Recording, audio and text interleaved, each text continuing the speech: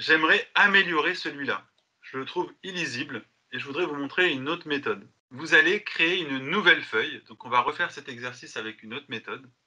Donc, pour ça, vous allez cliquer sur le petit plus que vous avez tout en bas.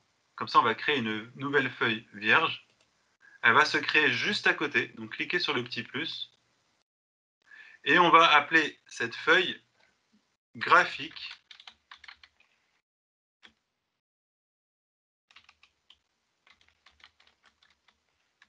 en demi-cercle. D'accord? Graphique en demi-cercle.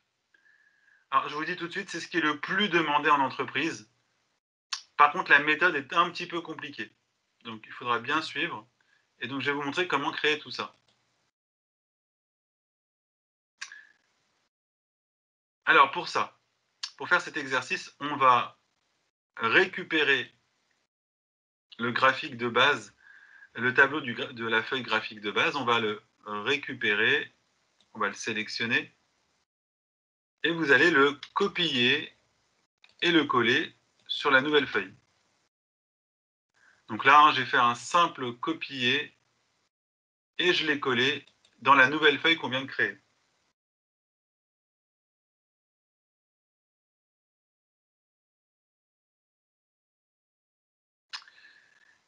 Alors, pour effectuer cette méthode, je vous demande votre attention parce que vraiment, ça va être un peu plus compliqué que ce qu'on vient de faire. Je vous explique pourquoi. Il n'y a pas de modèle, donc dans insertion, il n'y a pas de modèle de demi-cercle. Donc c'est ce que je vous disais juste avant, je vais devoir le créer moi-même, ce demi-cercle, ce modèle de demi-cercle, en partant d'un cercle. Pour ça, j'ai besoin de faire des petites choses avant. Je vais créer une colonne totale, je vais en avoir besoin, pour calculer mes pourcentages. Alors, attention, j'ai besoin de créer mes pourcentages parce qu'Excel, il sait vous faire le calcul des pourcentages sur un cercle, mais il ne sait pas le faire sur un demi-cercle.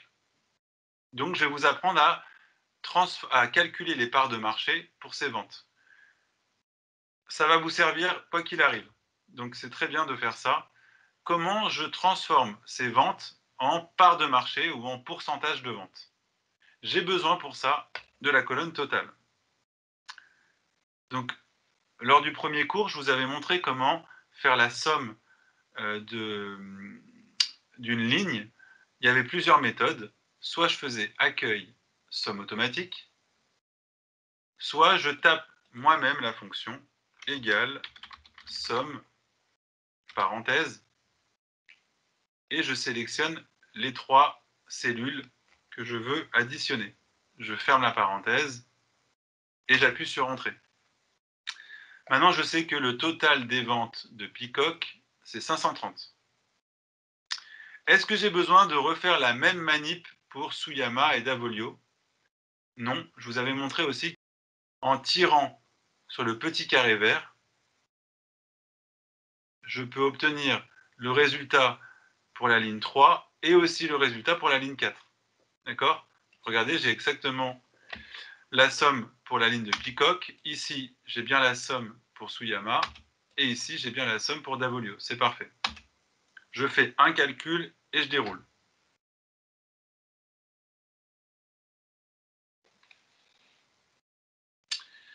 Ça, c'est la première étape. Pour obtenir les pourcentages, j'ai besoin de connaître le total du trimestre. Donc ça, c'est fait. Alors, avant de faire le calcul, vous voyez qu'on a les colonnes qui sont tronquées ici. On va sélectionner A, B, C, D et E.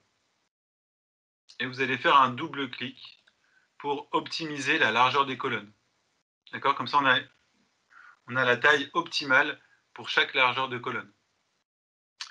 Je voudrais aussi personnaliser un petit peu le tableau, comme ça me permet de vous refaire une petite révision. Je peux sélectionner les titres, et je vous rappelle que dans style de cellule, vous avez des modèles. Donc je vais prendre, moi, celui-là, par exemple. Donc prenez ce que vous voulez comme modèle. Hein. Et je vais faire la même chose pour les représentants. Je vais mettre en forme en utilisant un modèle, et je vais prendre celui-là, par exemple.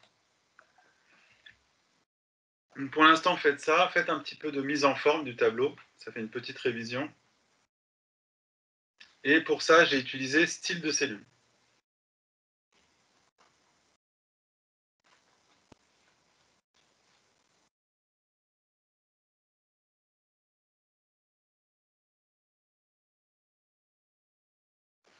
Alors, j'ai toujours pas les pourcentages. Donc il va falloir que je transforme ce tableau en pourcentage. Donc pour ça, je vais le copier encore une fois et le coller juste à côté. Et ensuite, vous allez supprimer les données. Moi, je dois transformer chaque vente en pourcentage. Alors, il faut absolument connaître cette formule, elle vous servira vraiment tout le temps. Comment je peux transformer chaque vente en pourcentage?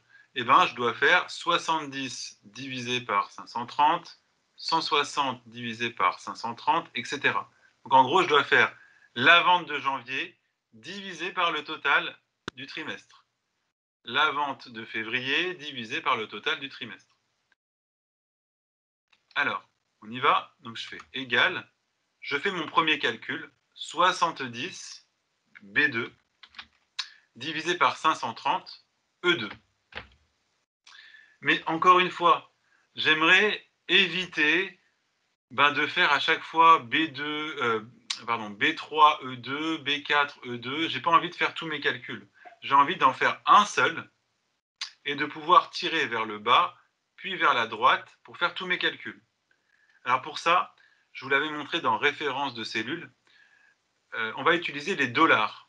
Je vais bloquer le total.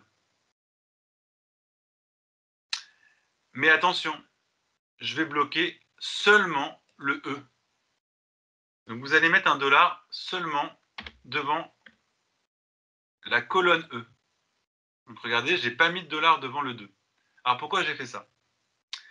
Je vais me déplacer, quand je vais dérouler ensuite vers le bas et vers la droite, je vais me décaler de ligne en ligne, je vais passer d'une ligne à l'autre.